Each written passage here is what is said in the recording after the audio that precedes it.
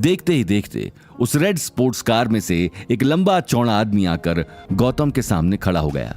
वो हाथ जोड़े गौतम के साथ अवनी को भी देखने लगा।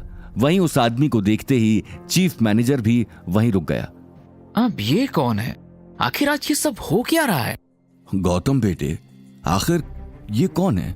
और ऑक्शन से इतने सारे लोग मिलने आए हैं, आखिर ऐसा तुमने क्या जादू किया है? अनिल ने हैरानी से पूछा। डैडी, मुझे भी कुछ समझ में नहीं आ रहा।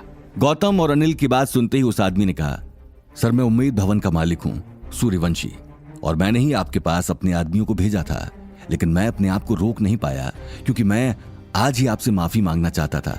मैं कल पर यह बात नहीं टाल सकता था। सूर्यवंशी ने लो टोन में अपनी बात कही। गौतम के सामने अब कोई और नहीं बल्कि उम्मीद भवन का मालिक सूर्यवंशी खड़ा था। ये बात सुनकर सभी की आंखें फटी की फटी रह गई थी। गीता को तो अपनी आंखों पर यकीन ही नहीं हो रहा था।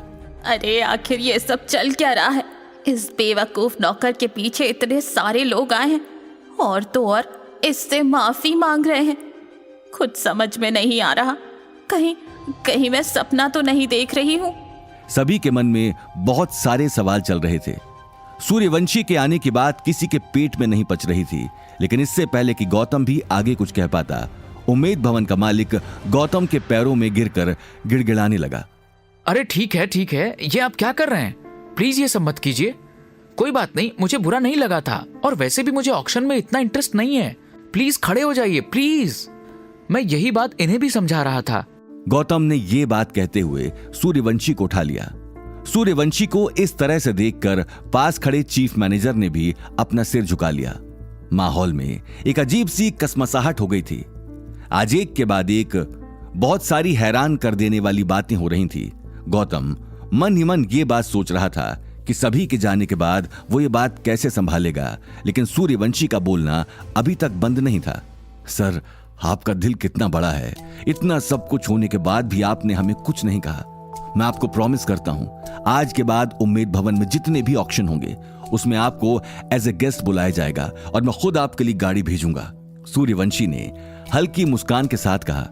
नहीं, इसकी कोई जरूरत नहीं है। मैं आपको बोल चुका हूँ कि मुझे ऑक्शन वगैरह में कोई इंटरेस्ट नहीं है, इसलिए प्लीज ये सब करने की कोई जरूरत नहीं है। नहीं सर, अगर आप मना करेंगे तो मुझे यही लगेगा कि आपने मुझे माफ नहीं किया।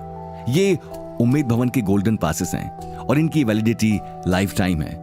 इन कार्ड्स को देखकर कोई आप पर उंगली नहीं उठा सकता है। आपका जब मन हो तब आप आ सकते हैं। उम्मीद भवन के दरवाजे आपके लिए हमेशा हमेशा के लिए खुले हुए हैं। इनफैक्ट आज जो ऑक्शन नहीं हो पाया वो 2 दिन बाद और भी बड़े स्केल में होने वाला है। तो मेरी रिक्वेस्ट है कि प्लीज आप आइए अपने पूरे परिवार के साथ। सूर्यवंशी ने मुस्कुराते हुए कहा। उसकी बातों से साफ पता चल रहा था कि वो अभी तक बहुत डरा हुआ था। अपनी बात खत्म कर उसने कोट की जेब से 2 गोल्ड प्लेटेड पासेस निकालकर गौतम को दे दिए। अरे मैंने कहा ना आपसे, आप बार बार। गौतम ने अपनी बात कहते हुए पासेस वापस दे दिए, लेकिन इससे पहले कि वो अपनी बात खत्म करता, गीता मौका देखते ही आगे आ गई।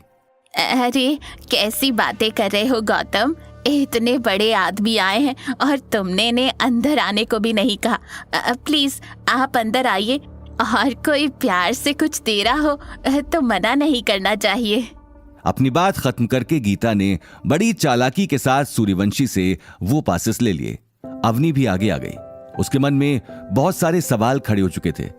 नहीं मैम, थैंक यू, लेकिन मुझे अभी और भी काम है, इसलिए अभी तो मुझे जाना पड़ेगा। अगली बार मैं जरूर आऊंगा।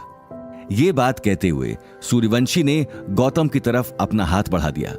गौतम ने मुस्कुराते हुए हाथ मिला लिया और कुछ ही देर में सूर्यवंशी के साथ साथ सभी लोग वहां से निकल गए। उन सभी के जाते ही गौतम ने दरवाजा बंद कर दिया और अवनी को देखने लगा। वहीं गीता और अनिल की नजरें तो पासेस पर ही टिकी थीं, जो गोल्ड की तरह चमक रहे थे। गौतम, तुमने बताया नहीं कि तुम उम्मीद भवन के मालिक को जानते हो? आखिर ये सब चल क्या रहा है? कुछ समझाओगे हमें? आखिर ये कौन से घोटाले कर रहे हो तुम? गौतम के पास गीता के सवाल का कोई जवाब नहीं था, लेकिन गौतम देख पा रहा था कि सभी की आंखों में ढेर सारे सवाल थे, जिनके जवाब शायद गौतम नहीं दे सकता था। गौतम, बोलो क्या चल रहा है यहाँ? हमें समझाओगे? आखिर तुम ये कौन सा खेल खेल रहे हो? आगे की कहानी जानने के लिए देखिए अगला एपिसोड सिर्फ पॉकेट एफएम के यूट्यूब चैनल पर और रॉयल वारिस के सारे एपिसोड्स को सुनने के लिए डिस्क्रिप्शन में दी लिंक से डाउनलोड करें पॉकेट एफएम ऐप।